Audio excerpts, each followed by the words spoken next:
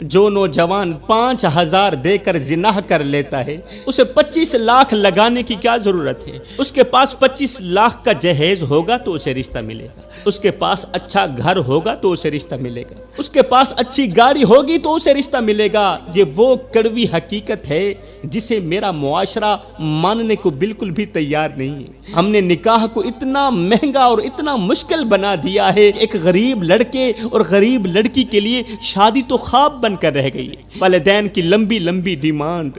جہیز کی شرطیں، مہنگے فنکشن اور دکھاوے کی رسمیں،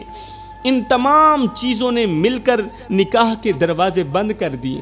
ادھر نوجوان لڑکے اور لڑکیاں ہر وقت سوشل میڈیا کی دنیا میں رہتے ہیں، ہر وقت موبائل میں مست رہتے ہیں، دونوں کے جذبات جوان ہوتے ہیں، دونوں کی خواہشات جوان ہوتی ہیں، لیکن جب حلال راستہ بند کر دیا جائے تو بہت سے لوگ غلط راستوں کی طرف پھسل جاتے ہیں۔ میرے بھائیوں، موبائل کی دنیا میں دونوں غرق ہیں، ایک دوسرے کے ساتھ فرینڈ شپ شروع ہو جاتی ہے، موبائل کے ذریعے، واٹس ایپ کے ذریعے، سوشل میڈیا کے ذریعے ایک دوسرے کے ساتھ فرینڈ شپ شروع ہو جاتی ہے۔ جب فرینڈ شپ شروع ہو جاتی ہے پھر کیا ہوتا ہے؟ پھر گناہ ہوتے ہیں، اور پھر وہی انجام سامنے آتا ہے کہ کبھی جھاڑیوں میں بچے ملتے ہیں، کبھی کچروں کے ڈھیر میں بچے ملتے ہیں، اور کبھی گٹروں میں معصوم لاشیں ملتی نظر آتی ہیں۔ یہ دیکھ کر پھر معاشرہ افسوس تو کرتا ہے مگر اصل سوال نہیں پوچھتا کہ ان سب کا ذمہ دار کون ہے، اس گناہ کا ذمہ دار کون ہے۔ حقیقت یہ ہے کہ اس گناہ میں وہ والدین بھی شریک ہیں جنہوں نے اپنے بچوں کے نکاح کو آسان کرنے کے بجائے اپنی ڈیمانڈز اور رسموں کے بوجھ تلے دبا دیا، کیونکہ جب حلال راستہ بند کیا جاتا ہے تو شیطان حرام کے راستے آسان کر دیتا ہے، اور اس کا سب سے بڑا خمیازہ وہ معصوم بچے بھگتتے ہیں جو دنیا میں آتے ہی کسی جھاڑی کچرے یا گٹر میں پھینک دیے جاتے ہیں۔ آج میرا معاشرہ عجیب موڑ پر کھڑا ہے، باہر سے سب کچھ ترقی یافتہ لگتا ہے مگر اندر سے انسان ٹوٹ چکا ہے۔ گھر تو روشن لگتے ہیں مگر دلوں میں اندھیرا بڑھتا جا رہا ہے۔ ہر شخص اپنے فائدے، اپنی خواہش اور اپنی انا میں ایسا گم ہے کہ اسے دوسروں کے دکھ کا احساس ہی نہیں، اسے دوسرے کے دکھ کا احساس ہی نہیں، دوسرے کی پریشانی کا احساس ہی نہیں۔ اور دکھ کی بات یہ ہے کہ انسان کے پاس سب کچھ ہے مگر سکون نہیں ہے۔ انسان کے پاس پیسہ بھی ہے،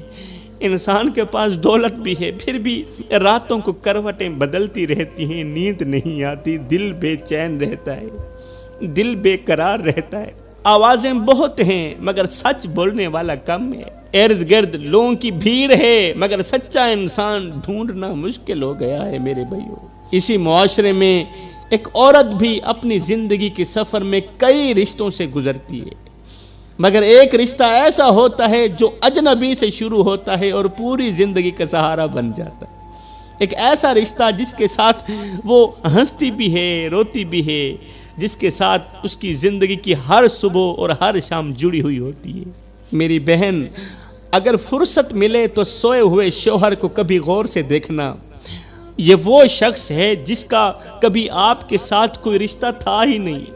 صرف نکاح ہی ہوا تھا کہ اس نے تمہارے اور تمہارے بچوں کے لیے نہ دھوپ کی پرواہ کی، نہ سردی کی پرواہ کی، دن رات ایک کر کے تتی ریت پر کماتا رہا،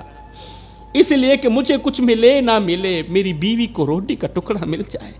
میرے بچوں کو روٹی کا ٹکڑا مل جائے۔ نہ تو یہ اپنی تکلیف کی پرواہ کرتا ہے، نہ اپنے بخار کی پرواہ کرتا ہے۔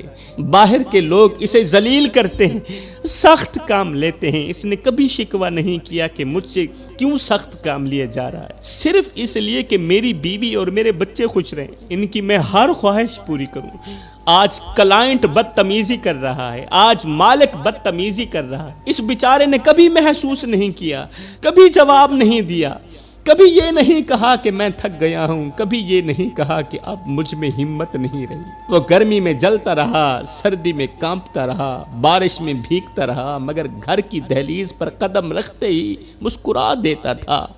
تاکہ بیوی اور بچوں کو میری تھکن کا احساس نہ ہو۔ تھکا ہارا شوہر جب سوتا ہے تو ہڈیاں درد کرتی ہیں، جسم کا بال بال تکلیف دیتا ہے، ہاتھوں کی رگیں دکھتی ہیں، کمر بوجھ سے ٹوٹ چکی ہوتی ہے، آنکھوں میں نیند کم اور فکر زیادہ ہوتی ہے، مگر یہ بہادر خود کو حوصلے دیتے ہوئے دل ہی دل میں کہتا ہے ابھی تھکنے کا وقت نہیں، اے میرے جسم ابھی تھکنے کا وقت نہیں، ابھی تو میرے بچوں نے بڑا بھی ہونا ہے، بڑا ہونے کے لیے ان کے لیے روٹی بھی کمانی ہے، ان کے لیے کپڑا بھی کمانا ہے، ان کی ضرورتوں کو بھی پورا کرنا ہے، ابھی میرے بچوں کی ضرورتیں باقی ہیں، ابھی میری بیوی کی خواہشات باقی ہیں۔ شوہر درد میں بھی خود کو تسلی دیتا ہے کہ اگر میں ٹوٹ گیا تو میرے گھر کا سہارا کون بنے گا، اگر میں ہار گیا تو میرے بچوں کے خواب کون پورے کرے گا۔ شوہر اپنے درد کو کچھ اس طرح چھپا لیتا ہے، اس طرح چھپا لیتا ہے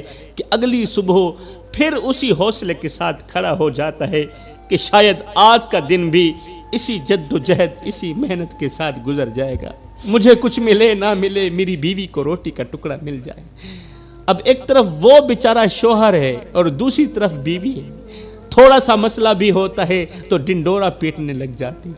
اور بار بار ایک ہی جملہ بولتی ہے کہ تو نے میرے لیے کیا ہی کیا ہے، تو نے میرے لیے کیا ہی کیا ہے۔ بیوی کا یہ جملہ سن کر شوہر بیچارہ دل ہی دل میں رونے لگتا ہے، اس کا دل اندر ہی اندر سے چیخ کر کہتا ہے ہاں ہاں میں نے کچھ نہیں کیا، ہاں ہاں میں نے کچھ نہیں کیا، اپنی جوانی تیری ہر ایک خواہش پوری کرنے کے لیے میں نے قربان کر دی، ابھی میں نے کچھ نہیں کیا۔ تتی ریت پر کمزور کندھے پر بوجھ اٹھاتا رہا، بوریاں اٹھاتا رہا، ابھی میں نے کچھ نہیں کیا۔ مالک کا غصہ برداشت کیا، لوگوں کی باتیں سنی، ذلیل و خوار ہوتا رہا، کس کے لیے؟ تیرے لیے اور تیرے بچوں کے لیے، ابھی میں نے کچھ نہیں کیا۔ راتوں کو تھکا ہوا جسم لے کر آیا مگر بچوں کے لیے مسکرا کر بیٹھ گیا، نہیں کہا کہ میں تھکا ہوا ہوں، ابھی میں نے کچھ نہیں کیا۔ اپنی خواہشیں مار دیں، اپنے خواب دفن کر دیے، صرف اس لیے کہ میری بیوی کے چہرے پر خوشی رہے، ابھی میں نے کچھ نہیں کیا۔ اپنی جوانی کی طاقت مزدوری میں جلا دی، ہاتھوں کی لکیروں کو محنت کی دھول سے بھر دیا، کبھی اپنی تکلیف کا ذکر نہیں کیا، کبھی اپنے دکھ کا حساب نہیں مانگا، صرف ذمہ داری ہی اٹھاتا رہا، اس سوچ کی بنیاد پر کہ مجھے کچھ ملے نہ ملے میری بیوی کو روٹی کا ٹکڑا مل جائے، میری بیوی کی ہر ایک خواہش پوری ہو جائے۔ ہاں ہاں شاید میں نے واقعی کچھ نہیں کیا۔ میری بہن ایک لمحے کے لیے سوچ تو صحیح کہ اگر ایک دن یہ شخص تیرے گھر واپس زندہ نہ آئے تو تیرا کیا بنے گا؟ ایک دن تیرا شوہر تیرے گھر واپس زندہ نہ آئے تو تیرا کیا بنے گا؟ وہ دروازہ جو ہر شام تیرے شوہر کے قدموں کی آہٹ سے کھلتا ہے، کیا وہ دروازہ ہمیشہ کے لیے بند نہیں ہو جائے گا؟ وہ کرسی جس پر یہ تھکا ہارا مسافر بیٹھ کر سانس لیتا ہے، وہ کرسی خالی رہ جائے گی، پھر تو اسی خالی کرسی کے سامنے بیٹھ کر اپنے دکھڑے سنائے گی، روئے گی، آنسو بہائے گی، مگر اس وقت کوئی جواب دینے والا نہیں ہوگا۔ پھر تمہیں یاد آئے گا کہ یہی وہ شخص تھا جو اپنی تھکن چھپا کر مجھے مسکرا کر دکھاتا تھا، یہی وہ شخص تھا جو اپنے بچوں کی ایک مسکراہٹ کے لیے اپنی پوری طاقت لگا دیتا تھا۔ پھر شاید دل سے ایک آہ نکلے گی کہ کاش میں نے اس کی خاموشیوں کو سمجھ لیا ہوتا، کاش میں نے اس کے درد کو پڑھ لیا ہوتا، کاش میں نے کبھی اس کے سر پر ہاتھ رکھ کر یہ کہہ دیا ہوتا کہ تم تھک گئے ہو، تھوڑا سا آرام بھی کر لو۔ کیونکہ اصل سچ یہ ہے کہ دنیا میں بہت سے رشتے مل جاتے ہیں، مگر جو رشتہ بیوی اور شوہر کے درمیان ہوتا ہے وہ صرف ساتھ رہنے کا نہیں ہوتا، وہ ایک دوسرے کی زندگی سنبھالنے کا رشتہ بھی ہوتا ہے، ایک ایسا سہارا جو جب تک ساتھ ہو اس کی قدر کم محسوس ہوتی، مگر جب وہ سایہ سر سے اٹھ جائے تو پوری زندگی سنسان لگنے لگتی ہے۔ میری بہن، کبھی وقت ملے تو کسی بیوہ عورت سے ملنا،